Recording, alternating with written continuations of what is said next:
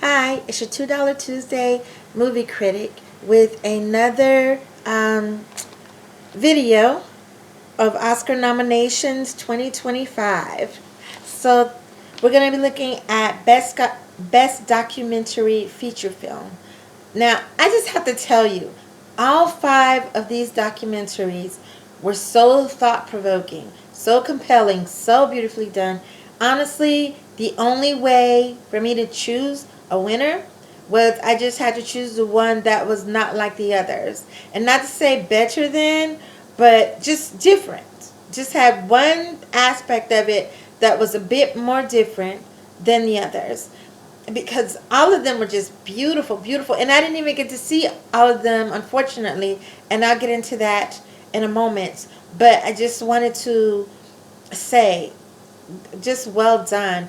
I always like the documentaries anyway, but sometimes some of them are just a little bit not my cup of tea. This time, all of them were things that there's such a diverse group here, and the fact that they all had that one thing in common, like each one of them, that there was an injustice that either happened to them or their family or their country, whatever, and they thought and they believed that it was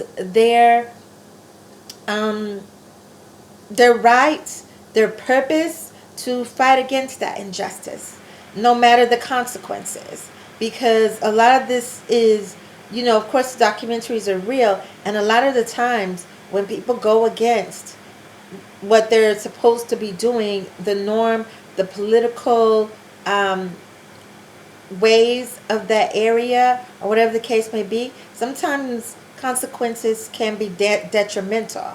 And that is one of the other themes of these documentaries, too, where, going against what others are saying, hey, leave that alone. Hey, that's the way it's always been. And they're saying, no, maybe that was the way it was. That it once was in the past, but now we're going to change things.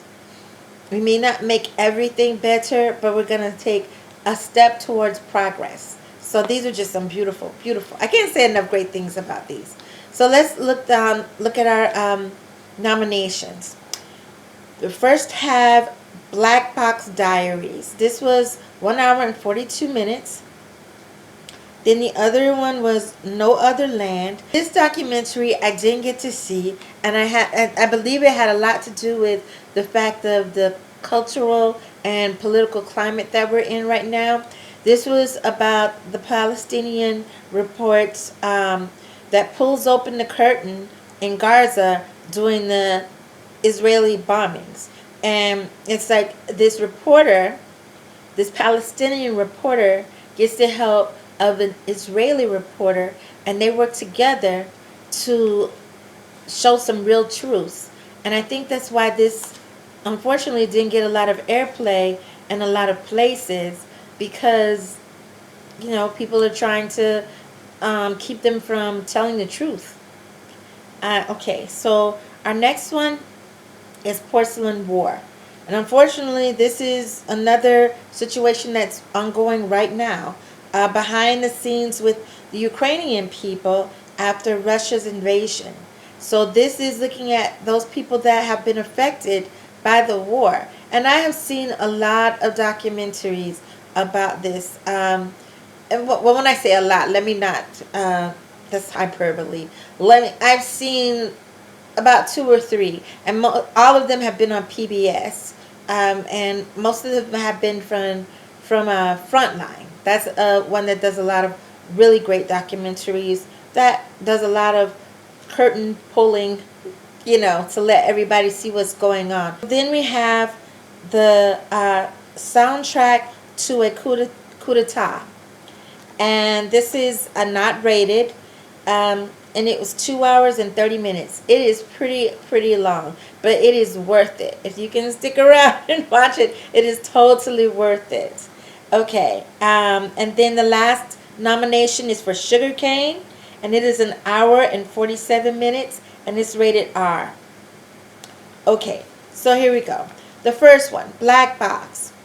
Journalist Shiori Itu conducts an investigation in her own sexual assault, aiming to bring the perpetrator to justice. When reporting her rape, she finds that by doing so and also knowing her perpetrator is not enough to press charges. Then Shiori goes on an 8 year crusade to not only bring her accused to justice, but to also change the laws in Japan. The other one, soundtrack to a coup d'etat.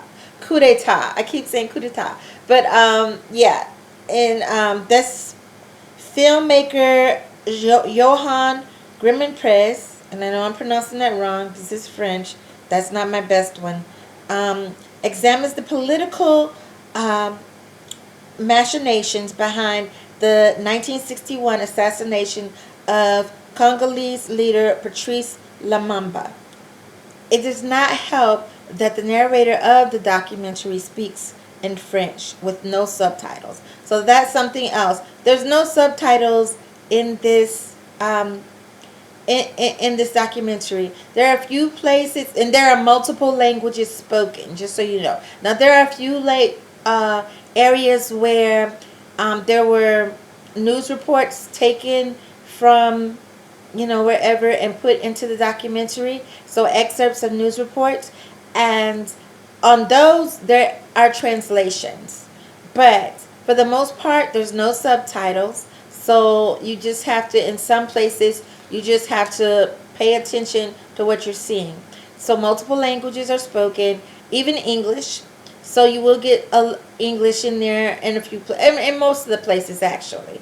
But there are places where unless you speak the language, you won't know what they're talking about, or you won't know what they're saying. But you can look at the depiction itself to understand what they're saying. I get the gist of it anyway. Okay. There was also some speaking in a muffled voice that was not understandable to me. I loved hearing Louis Armstrong, Dizzy Gillespie, and the other jazz players. According to the documentary, Congo was invented when Africa was carved up and capitalized by Leopold II, or in other words, colonization, and quickly developed to supply the whole world with rubber and smooth the way for World War I. In World War II, the Congo provided the U.S. with uranium from Shikolobwe that wiped Hiroshima and Nagasaki from the face of the earth, while it planted the concept of mutual assured destruction. It also contributed to the Vietnam War as read by Coley John Beaufane from Congo Inc. Now, when I was talking about one of the other languages, I don't know exactly what language he's speaking, but that's the part that is translated into English because he wrote this book and he's reading excerpts from this book, which was an interview. And because of that, you get the English translations. So, jazz musicians were sent all over the world by the U.S. as a form of unity and an olive branch. This documentary also shows when Dizzy Gillespie ran for president of the United States. I had no idea he ran for president. Okay, so of course he did not win, but in other black countries, nations were talking of their own freedom from their European colonizers. They worked on what was called the United States of Africa. It was proving quite successful until these same colonizers got involved or other interfered with progress. Even with that on 30th of June 1960, the Congo earns its independence. 5 days after its independence, war breaks out among the black Congo soldiers against white leadership. The Belgian army had to calm things down in the country. Basically, the jazz musicians were ambassadors all over the world. As time passed, the government was using the concerts as a front to their misdeeds. The documentary also showed the world's impact Malcolm X had as an activist. Even though most of Africa tries to rise up and unite in the United Nations, this documentary shines a light on the details of that time and the corruption within Africa among its own people. This documentary is compelling, uplifting, detailing, and ultimately sad. It shows what could have been if the people had only stayed as one. And when I say the people, I mean the African people, because they could have really done some great things there. Unfortunately, there were Judases among them. Alright, so that is that documentary. Now let's go to the final one, sugarcane. An investigation into abuse and missing children at an Indian residential school sparks a reckoning on the nearby sugarcane reserve. Beginning in 1894, the Canadian government forced indigenous children to attend segregated boarding schools.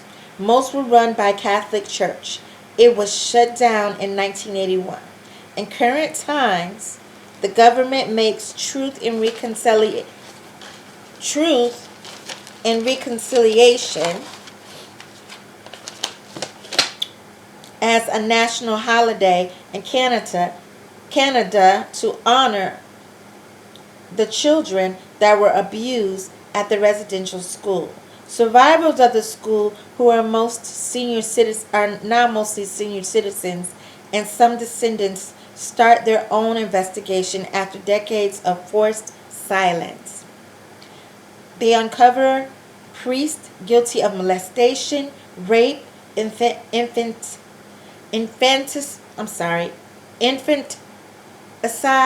I had never heard that term before. Of course, that's killing a great many babies. And so much more. Together, these indigenous people start with the local police department and go all the way to the Vatican to meet the Pope. And I have to say, they showed that meeting that they had with the Pope. That was the most disappointing meeting I've ever seen with the Pope. He speaks to them, but he speaks at them. He says some words and then he walks away. He doesn't listen to them. He's already has a speech planned. Maybe it could have been because of his bad health. I don't know. But it takes another man, because they all Native Americans are, some call themselves Native Americans, some call themselves indigenous people. I don't want to be rude. So this one of the people from this school who is not a senior citizen, he went later on and talked to another Catholic priest, and they had a more meaningful conversation. And that's when he actually lets go of some of that pain that he had been feeling for so long, because he didn't want to admit what had happened to him, and so I think it helped him, of course, but it also helped the priest, because in all intents and purposes, all he could do was give his condolences and say, I'm sorry, but I think that by doing that, he kind of, like, in a way, was speaking for the church, even though he really couldn't, but he could. So it was a beautiful documentary. These all, like I said, were beautiful documentaries. I mean, I was in tears, I tell you what. So, I am only writing about the documentaries I was able to see. All of the documentaries were so remarkable and enlightening. It is very difficult to choose one. So I will say the one that stood out from the others in presentation.